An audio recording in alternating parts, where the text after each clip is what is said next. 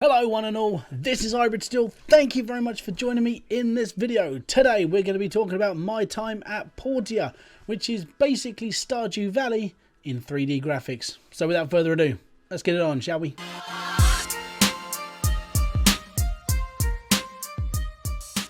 Okie dokie, so Stardew Valley was a really good game. Really enjoyed it, spent about 80 to 100 hours playing it, faffing around, building my farm, going about my wild journeys through the deserts and mines and dungeons and all the other stuff that I had to do. And then this came out. My Time at Portia was released, it was, to be fair, a couple of weeks ago. It's taken a little bit of time, but I really wanted this game, but I wanted to buy it at the right time. Obviously, when I'd actually finished another game. But for £25, brand spanking new, and from Team 17. Now, if Team 17 sound familiar, you might remember them from making the little worms that crawl along the floor and blowing each other up mindlessly. This is from them. And I'm going to be honest, I am completely blown away by this game. The reason why is because I'm one of those weird people who enjoy like RPG life simulator games occasionally, and this is definitely one of them. My Time at Portia takes place on an island called Portia. You are in a post-apocalyptic world after the Great Wars have finished, and then there are basically very small pockets of humanity left alone. Your character, who you can create, goes to Portia because a message was sent to him from his father saying, please come here, blah blah blah blah blah. When you arrive at Portia, you are taken to your workshop, which was your dad's old workshop, which he's no longer about because he's buggered off around the other side of the world. The best part about this, you are now in control of the workshop, which now means that you can become the next big builder for Portia. This does mean you have to do some very arduous tasks to start with, and I'm going to be very honest about this.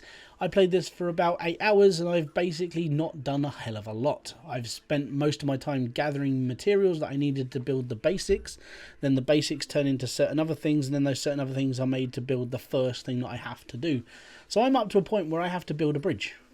But I've been exploring the land as well at the same time. I've been going through the mines, which you can actually mine into the ground and look for materials now, instead of just, you know, clicking on a rock and out comes some stones that you need to build stuff with. This game does take Stardew Valley and basically puts it in the bin and then just says this is better, you should definitely play this. The graphics, in my honest opinion, are actually a little bit more sort of timeless. Now, the reason why I say this is because most people are now sort of gearing towards like the whole like Ni no Kuni sort of thing, the sort of anime 3D sort of looking when it comes to a game like this. Obviously not AAA title, you know, it's not, you know, Anthem or Fallout or Red Dead or GTA, but this game does have that certain charm. It is very fully immersed. Everything that you can do within this game is up to you. You don't have any real set task. You're basically just playing a game to enjoy the game, like games should be, instead of competing for leaderboards and online achievements and online competition. This game is one of those where you can just sit down, chill, and you know, you can come and play happily. Now, the main role with this game is you have to be the best, the very best, like no one ever was. So, the best part about this is that you can basically do whatever you want, whenever you want. You can go down the mines, you can go mining for stuff, you can build your workshop up, you can even do a spot of farming. Build your workshop out a little bit higher and you get a bit more ground. You can buy land and put more stuff in. So if you want to dual fuel like you could do in Stardew, where you could do like planting and animals and all the other stuff, you can do that in this. You just have to build the pens and all the stuff that comes with it. Then you're up for the breeding process, where you're doing chickens and cows and llamas and all the other stuff that's basically around for you to farm on.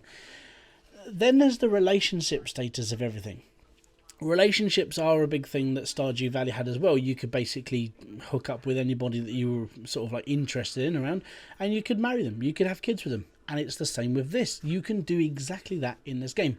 Well, like I've said, I've only played this game for 7 to 8 hours, and I have barely scratched the surface of what I can actually do. I've done a couple of missions where I had to go and meet villagers, I had to meet the shopkeepers, learn about the history of the place, do some mining, do some building, go off and find materials, how to build copper and all this sort of thing, and basically just had to learn the basics. The whole thing about this game is that the first sort of 10 hours of the game are literally tutorial. How to do this, build this, and then you can build this, build that, and build that. And up until the point that you've built the bridge, which is where I'm actually up to, that is the tutorial section of this game. You're learning everything to do, button configuration, talking to people, and what actually happens.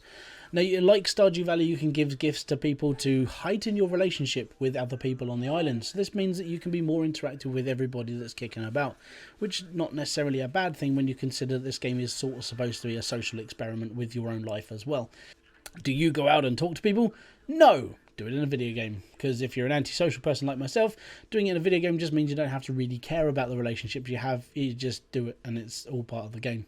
So would I recommend my time at Portia to every other person in the world? I would if every other person in the world enjoyed lifetime style RPG, hack and slash, dungeon crawling, build everything and free roam sandbox games, if they were like me. But I can only sort of push this game to people that may enjoy it. If you are a big fan of Stardew Valley, you will really enjoy this game. This is basically Stardew Valley 0.4 million. It's much better, more interactive, and generally has better graphics. And unless you're one of those people who really enjoy the sort of 8-bit world, which in fairness, you know, Stardew Valley did have a really nice interactive world when it came to the bare necessities of what the game was all about. It generally had quite a good sort of like, it had a nice sort of feel about it. It was very calming, very pure, and very everything else.